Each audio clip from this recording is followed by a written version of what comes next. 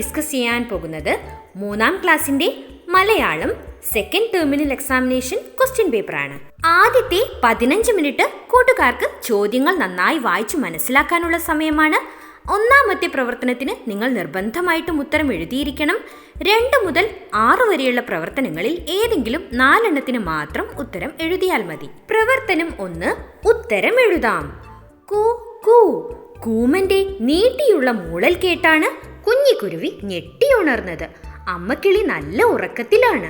അവൾ കൂടിന്റെ വാതിൽക്കൽ വന്നിരുന്ന് പുറത്തേക്ക് നോക്കി. ഹായ്, നല്ല നിലാവ്. പാൽപാത്രം തട്ടിമറിഞ്ഞതുപോലെ. തൊട്ടടുത്ത പാടത്തിനരികിലൂടെ ഒഴുകുന്ന പുഴ. വെള്ളം പളുങ്കുമണികൾ പോലെ. തെങ്ങോലകൾ കാറ്റത്തിളകിയാടുന്നു. ഏതു നേരത്താണ് ഇതൊക്കെ കാണാൻ കൂടുതൽ ഭംഗി? കുഞ്ഞിക്കുരുവി ചിന്തിച്ചു. ഇതൊക്കെ കാണാൻ ഏറെ ചന്തം നിലാവുള്ള രാത്രിയിൽ തന്നെ. കഥ കൂട്ടുകാർ വായിച്ചല്ലോ. താഴെ കൊടുത്തിരിക്കുന്ന ചോദ്യങ്ങൾക്ക് ഇനി ഉത്തരം എഴുതണം. 1ാമത്തെ ചോദ്യം, കുഞ്ഞിക്കുരുവി ഞെട്ടിയുണർന്നതിന്റെ കാരണം എന്താണ്? കൂമന്റെ നീട്ടിയുള്ള മൂളൽ കേട്ടതുകൊണ്ടാണ് കുഞ്ഞിക്കുരുവി ഞെട്ടിയുണർന്നത്, അല്ലേ? 2ാമത്തെ ചോദ്യം, നിലാവ് കണ്ടിട്ട് കുഞ്ഞിക്കുരുവിക്ക് എന്താണ് തോന്നിയത്? പാൽപാത്രം തട്ടിമറിഞ്ഞതുപോലെയാണ്, അല്ലേ? 3ാമത്തെ ചോദ്യം, തന്റെ പരിസരം കാണാൻ ഏറ്റവും ഭംഗിയുള്ള സമയം ഏതാണെന്നാണ് കുഞ്ഞിക്കുരുവി ചിന്തിച്ചത്? നിലാവുള്ള രാത്രിയിലാണ് തന്റെ പരിസരമെല്ലാം കാണാൻ ഏറ്റവും ഭംഗിയുള്ളത്. 4ാമത്തെ ചോദ്യം, ഭംഗി എന്ന അർത്ഥം വരുന്ന മറ്റൊരു പദം കൂടി കഥയിലുണ്ട്. ആ പദം ഏതാണ്?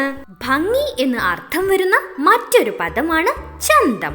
5ാമത്തെ ചോദ്യം, കഥയ്ക്ക് ഒരു തലക്കെട്ട് നൽകുക. കൂട്ടുകാർ ഈ കഥയ്ക്ക് ഉചിതമായൊരു തലക്കെട്ട് നൽകണം. എന്താണ് നമ്മൾ നൽകുക?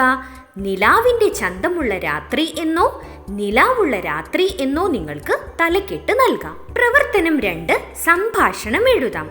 എലിയും വലയിലകപ്പെട്ട സിംഹവും തമ്മിൽ എന്തെല്ലാം പറഞ്ഞിട്ടുണ്ടാകും? സംഭാഷണം കൂട്ടുകാർ പൂർത്തിയാക്കി നോക്കൂ. എലി എന്താണ് ചോദിക്കുന്നത്? രാജാവേ, എന്തു പറ്റി? ഇനി നമ്മൾക്ക് ബാക്കിയൊന്ന് പൂരിപ്പിച്ചു നോക്കാം, അല്ലേ? സിംഹം എന്താണ് മറുപടി പറയുന്നത്? വേട്ടക്കാരുടെ കെണിയിൽ ഞാൻ അറിയാതെ പെട്ടുപോയി. അപ്പോൾ എലി എന്താണ് ചോദിക്കുന്നത്? ഇനിയിപ്പോ എന്തു ചെയ്യും? സിംഹം, ഈ വല കടിച്ചു മുറിച്ച് എന്നെ ഒന്ന് രക്ഷിക്കാമോ? എലി, നല്ല കാര്യം. എന്നിട്ട് താങ്കൾക്ക് എന്നെ കൊന്നു തിന്നാനല്ലേ? സിംഹം, ഇല്ല, എന്നെ രക്ഷിച്ചാൽ ഞാൻ നിന്നെ വെറുതെ വിടും. എലി, എങ്കിൽ ഞാൻ താങ്കളെ രക്ഷിക്കാം. സിംഹം, സുഹൃത്തേ, ഞാൻ നിന്നെ ഒരിക്കലും മറക്കില്ല. എലി, വളരെ നന്ദിയുണ്ട് രാജാവേ. പ്രവർത്തനം 3, കളി വിവരണം. നിങ്ങൾക്ക് പരിചിതമായ ചില കളികളുടെ ചിത്രങ്ങളാണ് താഴെ കൊടുത്തിരിക്കുന്നത്. കളികളുടെ പേരുകൾ ചിത്രത്തിന് താഴെ കൂട്ടുകാർ എഴുതണം. ആദ്യത്തെ ചിത്രത്തിൽ കാണുന്നത് ഏതു കളിയാണ്? ഈർക്കിൽ കളിയാണ്, അല്ലേ? 2ാമത്തെ ചിത്രത്തിൽ ഏതു കളിയാണ് കാണുന്നത്? അക്കുകളി. 3ാമത്തെ ചിത്രത്തിലെ കളി ഏതാണ്? കാൽപന്തു കളി. 4ാമത്തെ ചിത്രത്തിൽ കാണുന്ന കളി ഏതാണ്? ഏണിയും പാമ്പും കളി. നിങ്ങൾക്കറിയാവുന്ന ഏതെങ്കിലും ഒരു കളിയെക്കുറിച്ച് വിവരണം തയ്യാറാക്കൂ. അക്കുകളിയെക്കുറിച്ചുള്ള വിവരണം നോക്കൂ. ഒരു നാടൻ കളിയാണ് അക്കുകളി. കക്കുകളി, കൊത്തൻമാടിക്കളി, പാണ്ടിക്കളി എന്നിങ്ങനെയും പേരുകൾ ഈ കളിക്കുണ്ട്. നിലത്ത് 8 കള്ളികളുള്ള ദീർഘചതുരം വരച്ച് ആദ്യം കളിക്കുന്ന കുട്ടി കളത്തിന് പുറത്ത് അല്പം പുറകോട്ട് മാറി നിന്ന് കക്ക് ആദ്യത്തെ കള്ളിയിൽ എറിയുക. ശേഷം കുട്ടി കാലുമടക്കി കൊത്തൻമാടിക്കൊണ്ട് 1ാമത്തെ കള്ളിയിലെ കക്കിന്റെ മുകളിലേക്ക് ചാടുക. ഇങ്ങനെ 8 കള്ളിയിലും ചാടി കക്ക് പുറത്തേക്ക് തെറിപ്പിക്കണം. പിന്നെ പുറം കയ്യിൽ വെച്ചും മുഷ്ടി ചുരുട്ടി അതിന്മേൽ വെച്ചും പുറം കാലിൽ വെച്ചും കൺപുരികത്തിൽ വെച്ചും തലയിൽ വെച്ചും ചാടുക. ഇതെല്ലാം പിഴക്കാതെ കളിക്കുന്നയാൾ വിജയിക്കുകയും പിഴ വന്നാൽ അടുത്തയാൾ കളിക്കാൻ തുടങ്ങുകയും ചെയ്യും. പ്രവർത്തനം 4, വരികൾ കൂട്ടിച്ചേർക്കാം. കുഞ്ഞിക്കുരുവിക്ക് കൂടുതൽ കാഴ്ചകൾ കാണാൻ കൊതിയായി. അവൾ കൂടുവിട്ട് പുറത്തേക്ക് പറന്നു. ഹായ്, എത്ര മനോഹരം! കതിരണിഞ്ഞ പാടങ്ങൾ, നിറഞ്ഞൊഴുകുന്ന തോടുകൾ, പുഴയിലെ കുഞ്ഞോളങ്ങൾ, പച്ച പുതച്ച കുന്നുകൾ, പൂവുകൾ, പൂമ്പാറ്റകൾ. കുഞ്ഞിക്കുരുവി കണ്ട കാഴ്ചകളെ നമുക്ക് കവിതയാക്കി നോക്കിയാലോ? കവിതയ്ക്ക് തലക്കെട്ടും നൽകണേ. കുഞ്ഞിക്കുരുവി പറക്കുന്നേ, കൂടും വിട്ടു പറക്കുന്നേ, കുഞ്ഞിക്കണ്ണിൽ നിറയെ നിറയെ കാഴ്ചകൾ പലതും തെളിയുന്നേ. ഇനി ചോദ്യത്തിൽ തന്ന സൂചനകൾ ഉപയോഗിച്ച് നമ്മൾക്ക് ബാക്കി വരികൾ പൂർത്തിയാക്കി നോക്കാം. കതിരുകൾ അണിയും പാടങ്ങളും നിറഞ്ഞൊഴുകിയിടും തോടുകളും പുഴയിലെ കുഞ്ഞോളങ്ങളിലൂടെ നീന്തിയൊളിക്കും മീനുകളും പച്ച പുതച്ചിടും കുന്നുകളിൽ വിരിഞ്ഞു നിൽക്കും പൂവുകളിൽ വർണ്ണച്ചിറകാൽ പാറിയിടുന്നു പൂന്തേൻ നുകരും പൂമ്പാറ്റകൾ. ഈ കവിതയ്ക്ക് ഉചിതമായൊരു തലക്കെട്ടു നൽകേണ്ടേ? എന്താണ് നമ്മൾ നൽകുക? കുഞ്ഞിക്കുരുവിയുടെ കാഴ്ചകൾ. പ്രവർത്തനം 5 ജീവചരിത്രക്കുറിപ്പ് തയ്യാറാക്കാം. ഗാന്ധിജിയുടെ സന്ദേശം എന്ന പാഠഭാഗം നിങ്ങൾ പഠിച്ചതാണല്ലോ. താഴെ തന്നിരിക്കുന്ന സൂചനകളും കൂടുതൽ വിവരങ്ങളും ഉൾപ്പെടുത്തി ഗാന്ധിജിയുടെ ജീവചരിത്രക്കുറിപ്പ് തയ്യാറാക്കൂ. തന്നിരിക്കുന്ന സൂചനകൾ നമുക്കൊന്ന് വായിച്ചു നോക്കാം. ജനനം 1869 ഒക്ടോബർ 2 ഗുജറാത്തിലെ പോർബന്തറിൽ.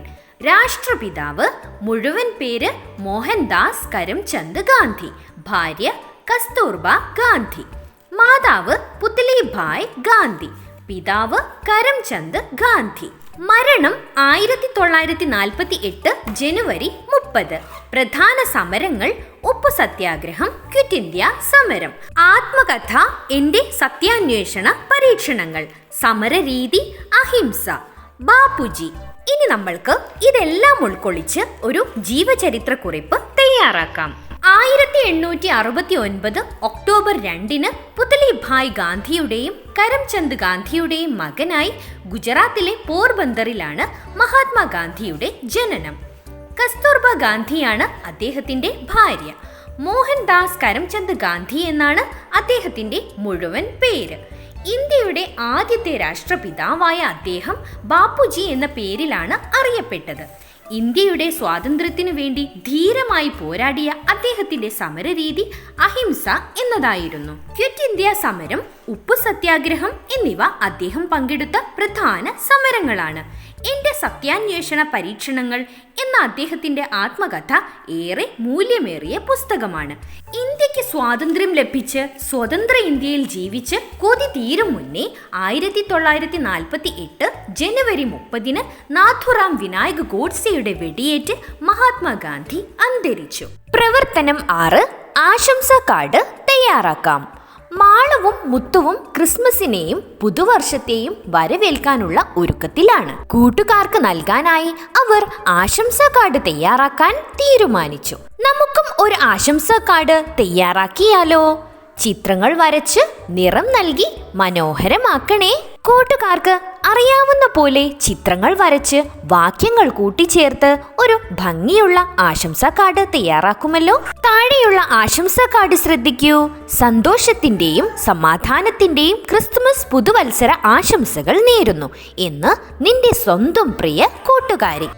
All the best for your exam. Thanks for watching. If you like this video, please do subscribe and share. Merry Christmas and Happy New Year to all.